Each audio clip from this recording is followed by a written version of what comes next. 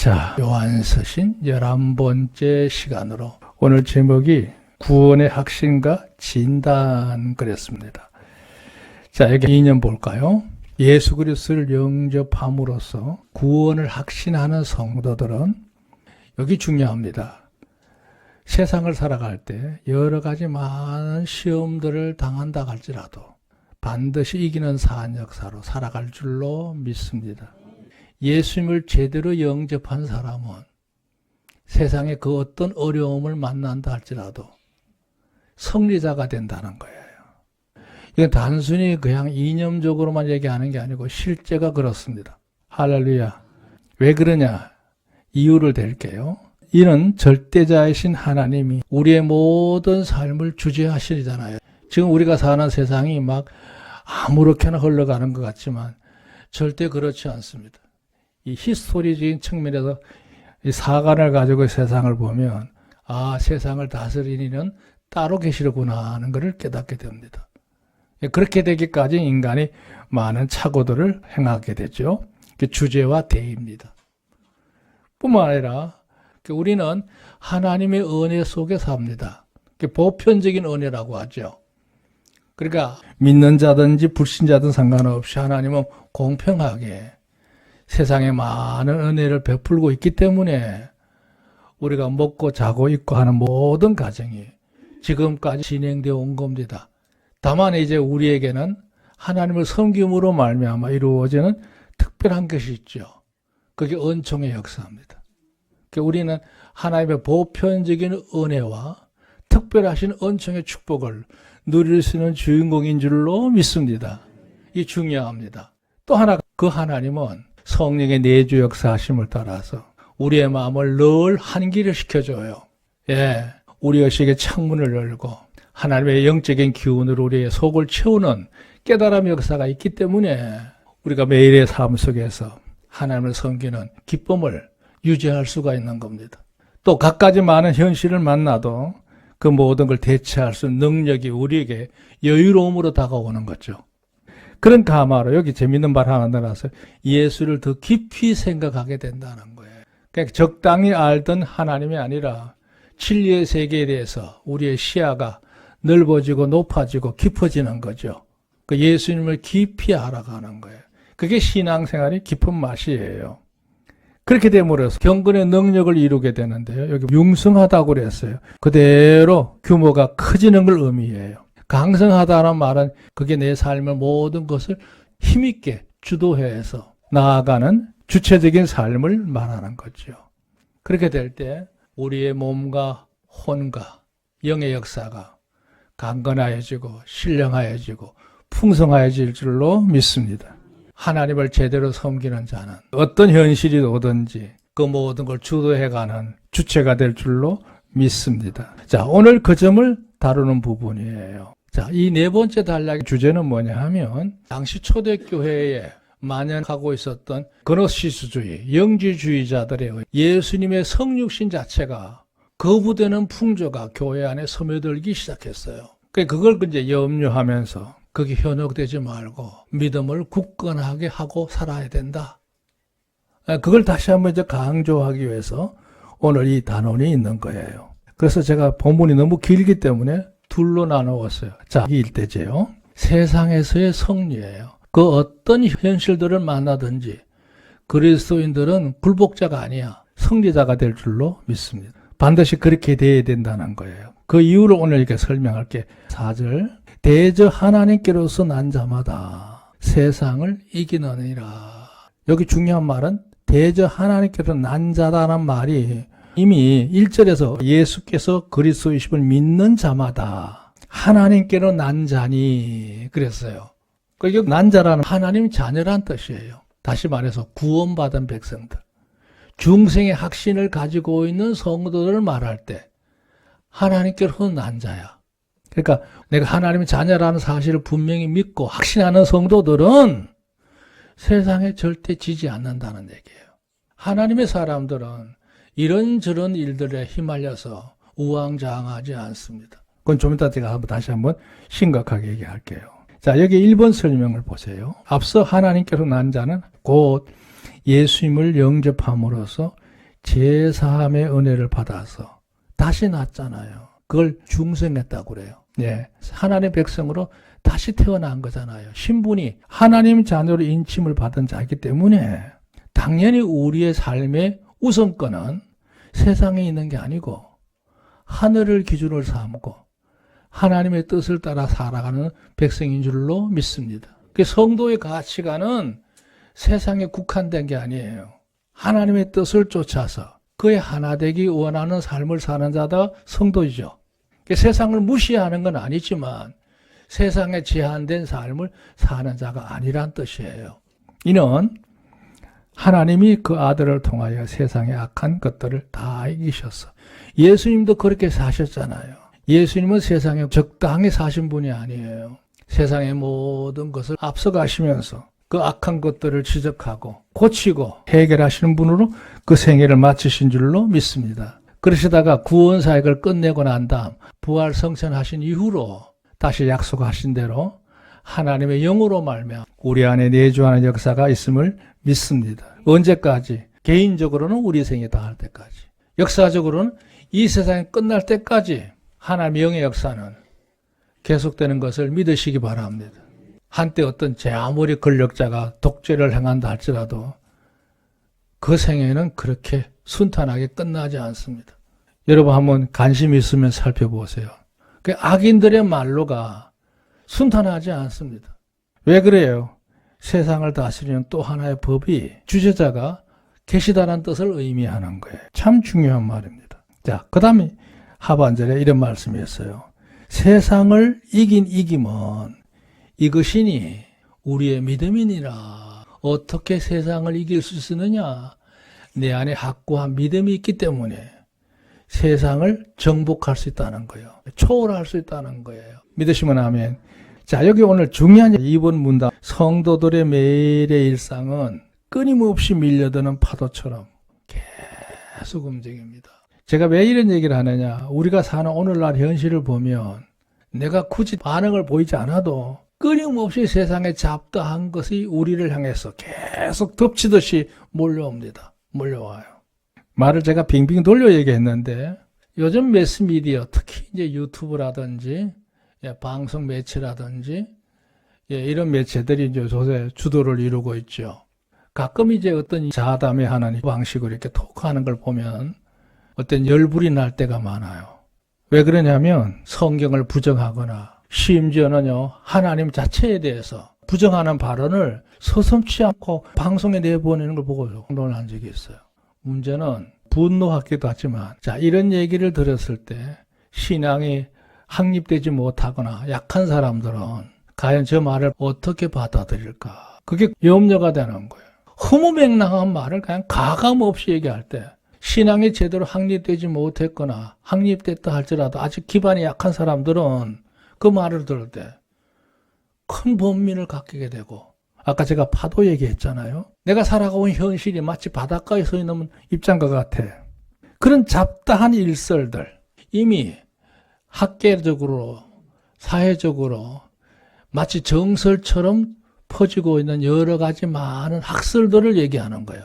물론 그 학설들이 깊은 통계에 의해서 나오는 설도 있지만 대부분은 가정해가지고 그런 설을 만드는 학설들이에요. 예를 들면 진화론도 그런 것 중에 하나죠. 예. 이 설은 뭐냐? 상식을 벗어나서 허무맹랑하게 아무렇게나 짓거리는 말이에요. 그 들을 때 터무니없는 거야. 완전히 비상식적인 거, 허무맹랑한 얘기야. 그런데도 그게 마치 정설인 것처럼 얘기를 떠벌리고 있는 이들이 있어요. 그것도 한 사람이면 괜찮은데 동조하는 사람이 많아지게 되면 이것도 마치 하나의 이론처럼 행동을 하게 돼요. 문제는 여기 사설이에요. 개인적인 의견인데 너무나 확고하게 공격적으로 얘기하니까 사람들이 거기에 대항하지 못하고 어물쩍 넘어가는 현실이에요. 제가 방송 매체를 쭉 보면서 허무맹랑한 얘기도 있지만 비교적 그거야 판단하기 쉬워요. 안 따르면 되니까요. 근데 문제는 사설이 문제. 사회적인 직함도 어느 정도 갖추고 있는 사람이고 여론을 조성하는 매체들이 있단 말이죠.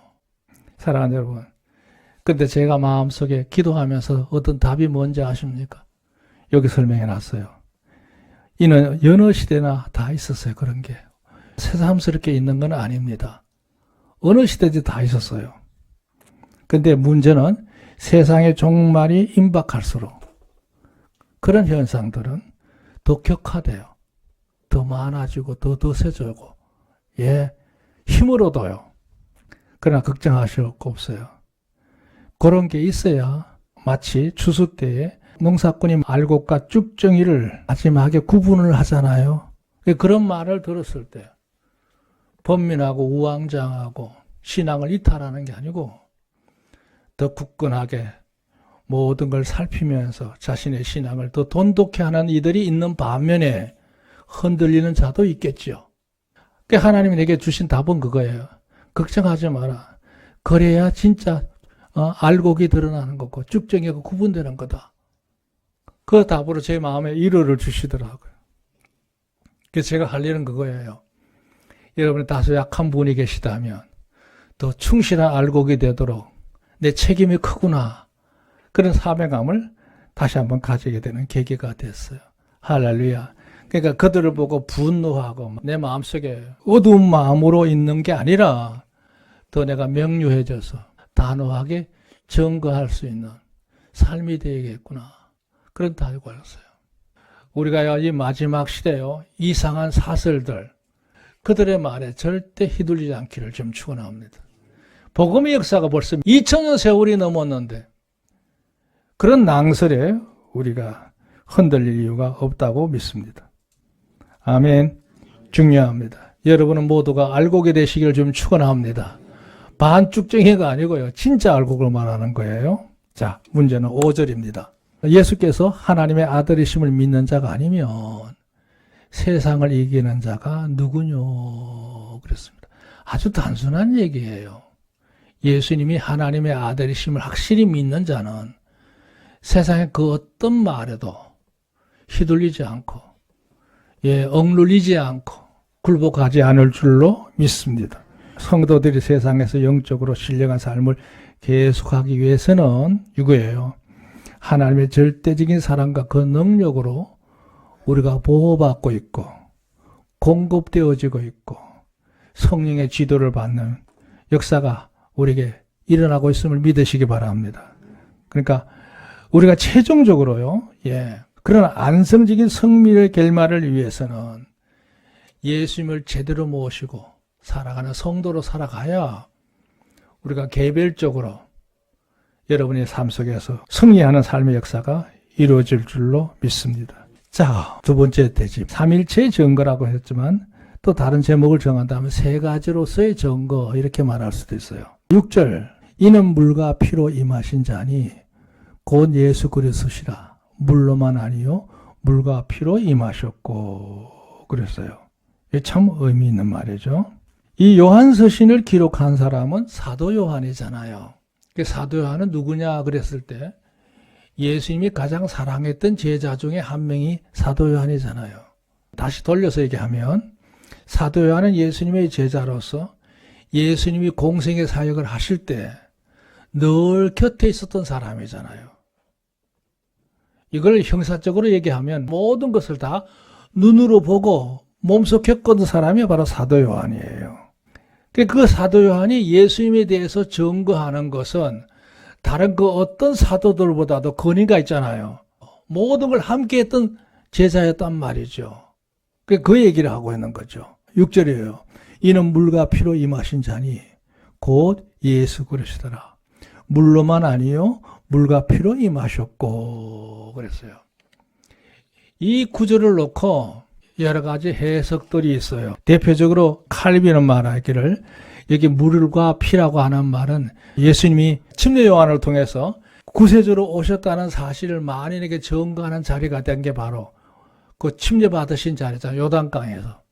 근데 여기서 말하는 피는 뭐냐? 성찬이라고 얘기를 해요. 그러니까 예수님은 요한을 통해서 메시아로 오셨음을 인정을 받은 거고 또 그 인정받았음을 마무리 지은 마지막 사역이 고난을 받으신 거 그걸 의미한다 이렇게 해석을 했어요. 그런데 어거스틴이 십자가에 예수님이 달리셔서 그 사역을 완성하실 때 물과 피를 쏟으신 걸 의미한다. 또 이렇게 축소해서 설명하는 애도 있어요. 근데 이제 세 번째 견해가 많이 쓰여지게 되는데요. 칼빈의 이론에다가 덧붙인 말이에요. 예수님이 요단강에서 물로 침례를 받으심으로 인해서 공생의 사역을 공식적으로 시작하셨고 십자가에서 피를 흘리심으로써 대속의 사역이 완성되었던 것을 의미한다. 그러니까 공통적인 의견은 이겁니다. 물로 침례를 받으신 날 요한도 증거했지만 하늘이 열리면서 비둘기같이 성령이 그에게 임하시더니 이는 내 사랑하는 자다 하는 음성이 거기에 들려있던 모든 사람에게 들렸다고 하잖아요. 그러니까 하나님의 공인도 받아쳤고 사람들도 그걸 인정했다는 거예요. 그렇게 시작한 생애가 십자가로서 마무리되었은 것을 내가 처음부터 끝까지 다 봤다는 거예요.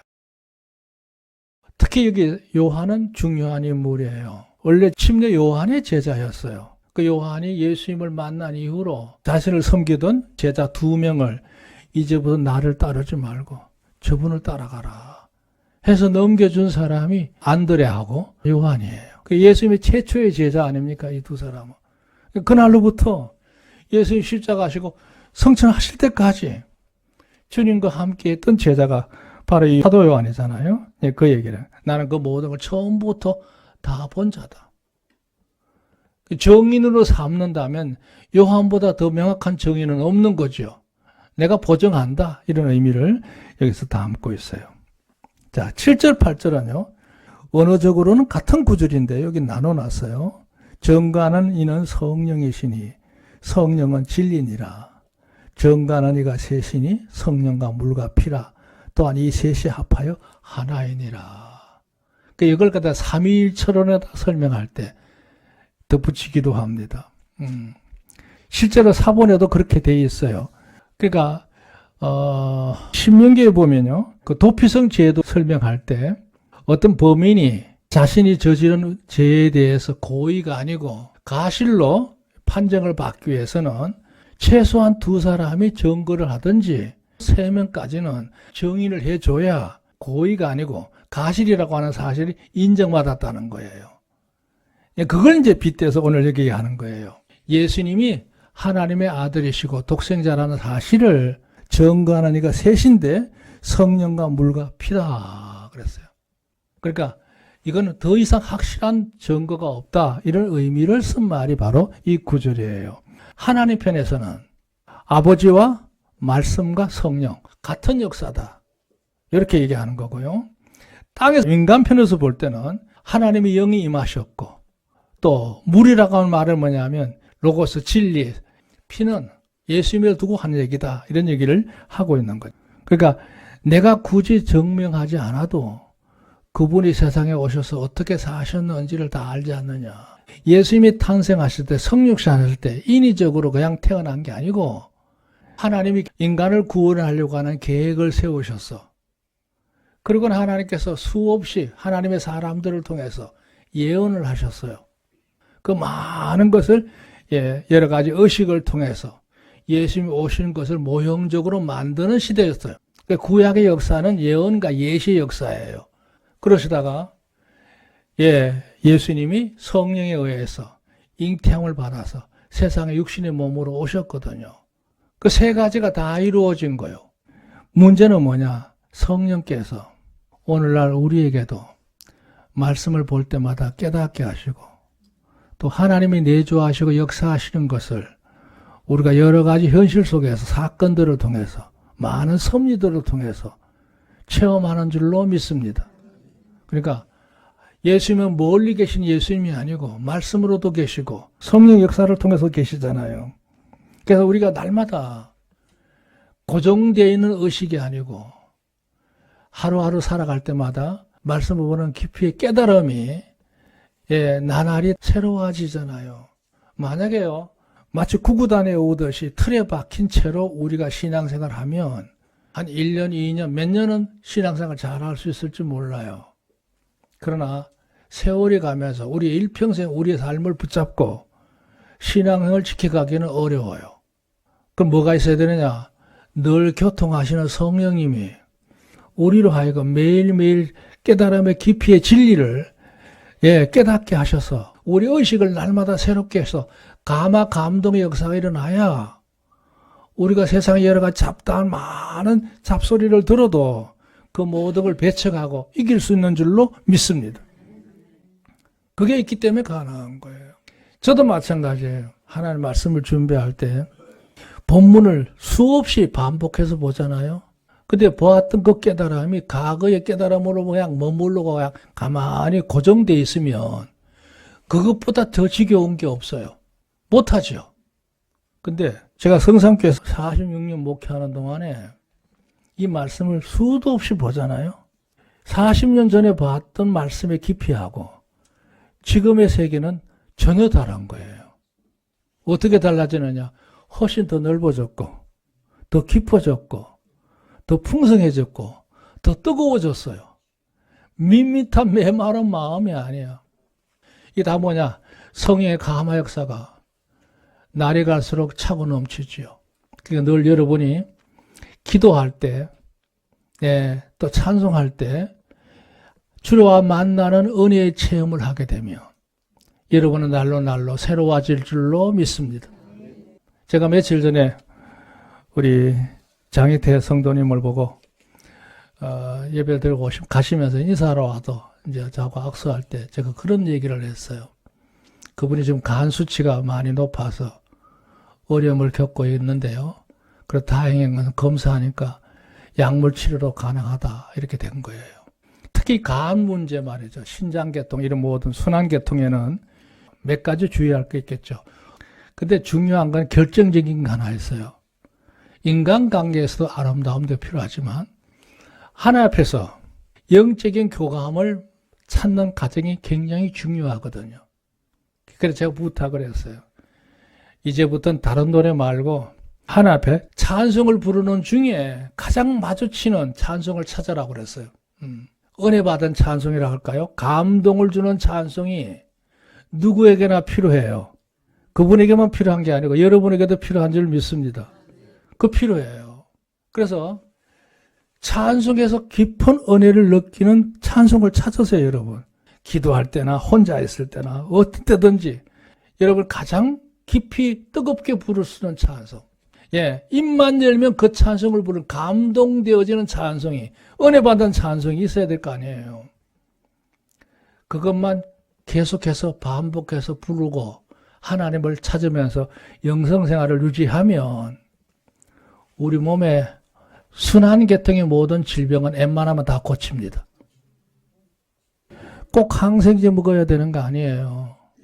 마음의 기쁨을 회복할 수 있는 영성의 그 교점이라고 할까요? 그 초점만 바로 잡으면 내 의식세계는 모든 게 가지런히 다 정리가 됩니다.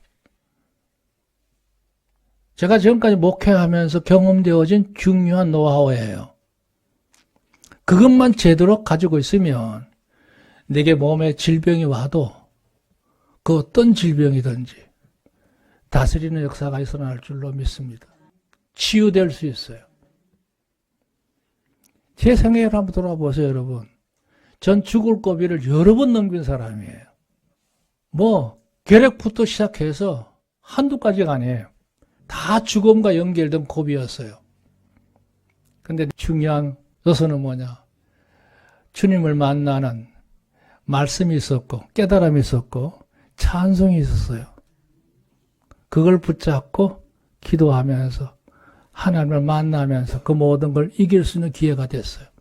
여러분 삶에도 이 같은 역사가 있기를 지금 축원합니다. 반드시 이길 수 있습니다.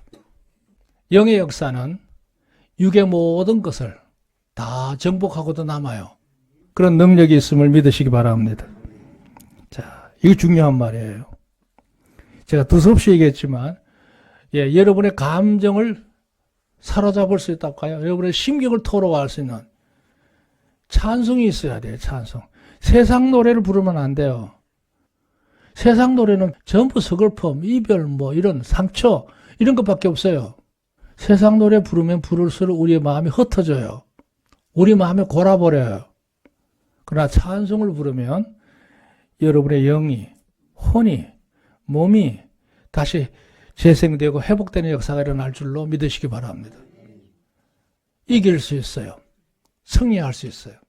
9절. 만일 우리가 사람들의 증거를 받을 텐데 하나님의 증거는 더욱 크도다. 하나님의 증거는 이것이니 그 아들에 관하여 증거하신 것이라. 예. 예수님이 성육신하심에 대해서 부정하는 사람들, 말도 안 되는 얘기죠. 그들의 말을 일고의 가치도 없다. 그게 한두 사람의 정인으로 된 게 아니라 하나님 편에서도 분명한 증거가 있고 사람으로도 분명한 증거를 내세울 수가 있다. 그러니까 여기에 대해서 알고 할 이유가 없다. 이렇게 단언적으로 설명하는 말입니다. 자, 마지막입니다. 세 번째. 그런 확신을 가졌다면 이제 결과죠. 10절. 하나님의 아들을 믿는 자는 자기 안에 증거가 있고, 이게 중요한 말이에요. 하나님을 믿지 아니하는 자는 하나님을 거짓말한 자로 만들어니 이는 하나님께서 그 아들에 관하여 증거하신 증거를 믿지 아니하였습니다. 그랬어요. 자, 여러분에게 물어볼게요. 여러분이 하나님을 섬기면서 하나님이 계심을 체험할 수 있는, 증거할 수 있는 체험들이 이미 많은 줄로 믿습니다. 그것만으로도 충분하지 않아요? 그러니까 그냥 단순히 지적으로 하나님의 말씀을 듣고 그냥 그렇다거나 하는 지적인 깨달음이 아니라 내가 하나님을 섬기면서 하나님은 정말 나와 함께 하시고 가까이 계시구나 하는 것을 우리가 몸소 많은 경험들을 통해서 깨닫게 된단 말이죠. 그럴 때 신앙생활의 영성을 유지할 수 있는 힘이 돼요. 그리고 그걸 보완해주고 더 지원해주는 게 바로 뭐냐? 하나님의 말씀이잖아요. 말씀을 통해서 나도 그렇게 깨달았더니만 이 말씀 속에 이미 이 모든 게 다 약속되어져 있는 거네? 알게 되는 거죠. 그러면 뭐가 더 필요해요? 그러니까 예수님을 영접한 이후로 우리가 구원의 확신을 늘 유지할 수 있는 이유가 이미 말씀으로도 있고 실제 하나님의 역사로도 있고 내가 그걸 모든 경험되어진다는 말이죠. 그러니까 우리가 그 어떤 불합리한 이론이나 사설들 앞에서 흔들리지 않는 성도가 되어야 될 줄로 믿습니다. 자, 더 간단 명료한 얘기는 여기 12절이 있어요. 아들이 있는 자에게는 생명이 있고 그 아들 예수님을 구주로 영접해서 그 마음에 모신 사람에게는 하나님이 보장하신 영원한 생명이 그에게 있음을 믿으시기 바랍니다. 반대로 그 하나님의 아들을 확실하게 내 마음에 모시고 확신하지 못한 사람들은 그런 여전히 생명과는 상관없는 사람이에요. 모양은 하나님의 교회에 다니는 사람이지만 속은 쭉정이야. 아무것도 아니라는 얘기죠. 그러니까 구원받았다는 건 다른 거 없어. 예수님이 그 마음에 구주로 있느냐 없느냐는 거예요. 쓸데없는 잡다한 그런 깊이도 없는 이런저런 얘기에 휘말리지 말고 주 안에 승리하는 여러분 되어야 될 줄로 믿습니다. 여기 2번 설명 보세요. 하나님께서 예수님을 통하여 구원의 길을 완성하셨기 때문에 이제는 우리가 할 수 있는 거 이거예요. 믿음으로 영접해서 주를 모시고 사는 것을 따라서 구원의 은혜를 받았거나 못 받았거나 결정될 뿐이다 이거죠. 이미 하나님이 다 이뤄놓으신 거. 내가 구원받아가 되느냐 안 되느냐는 문제는 내 마음가짐에 있는 거란 말이죠. 다시 말해서 예수 그리스도 외에는 세상에 또 다른 구원의 길이 없다는 거예요. 또 있으면 마치 자동 스피어 타이어처럼 갈아탈 수 있겠지만 없어. 하나님이 예정해 놓은 구원의 길은 완성하신 구원의 길은 예수님밖에 없어. 그러니까 그 예수님을 내 마음에 모시면 영생이 있는 거고 예수님 모시지 않고 제대로 살지 않으면 그건 없는 거예요. 아들이 있는 자에게는 생명이 있고 하나님의 아들이 없는 자에게는 생명이 없느니라. 요게 단도직입적으로 아주 간명한 얘기예요. 이것보다 더 냉정한 말이 어디 있어요? 중간이 없어요. 자, 결론 지읍시다. 우리는 예수님을 우리의 구주로 확실히 믿고 영접해서 모시고 사는 성도인 줄로 믿습니다. 그러면 여러분은 장차 천국 갈 백성인 줄로 믿으시기 바랍니다. 다른 방법은 없어요. 이 축복이 늘 함께 하시기를 좀 축원합니다.